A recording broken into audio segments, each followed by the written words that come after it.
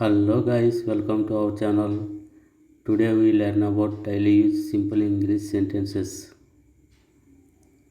వారు రేపు వస్తారో రారో నాకు తెలియదు. వారు రేపు వస్తారో రారో నాకు తెలియదు అని చెప్పాల్సి వచ్చినప్పుడు I don't know whether they will come tomorrow or not. I don't know whether they will come tomorrow or not.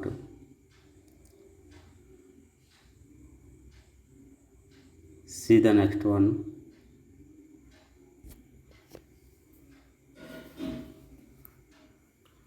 అతనికి 2 కార్లు ఉన్నాయి. అతనికి 2 కార్లు ఉన్నాయి. He has 2 cars. He has 2 cars. నేను టీవీ చూస్తున్నాను. నేను టీవీ చూస్తున్నాను. I am watching TV. I am watching TV. నువ్వు చాలా అందంగా కనిపిస్తున్నావు. నువ్వు చాలా అందంగా కనిపిస్తున్నావు. దీన్ని ఇంగ్లీష్లో చెప్పాలంటే you are looking so beautiful.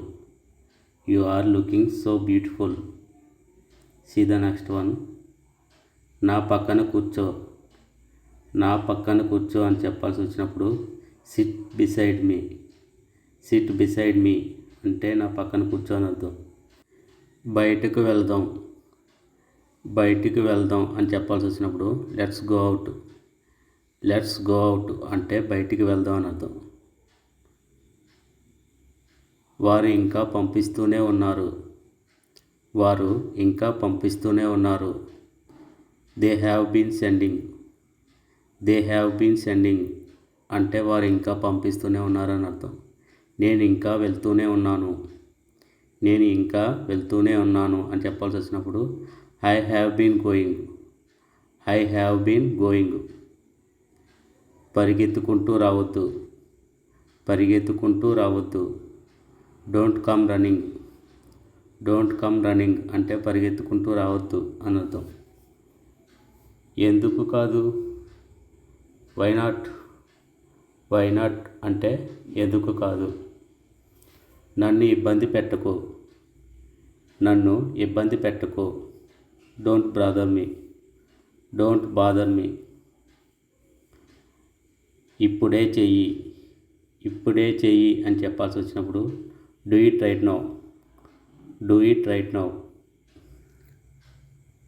అతను సింగర్ కావాలని ఆమె అనుకుంటున్నది. అతను సింగర్ కావాలని ఆమె అనుకుంటున్నది. దీన్ని ఇంగ్లీష్లో చెప్పాలంటే she wants him to become a singer. She wants him to become a singer. Okay, see the next one.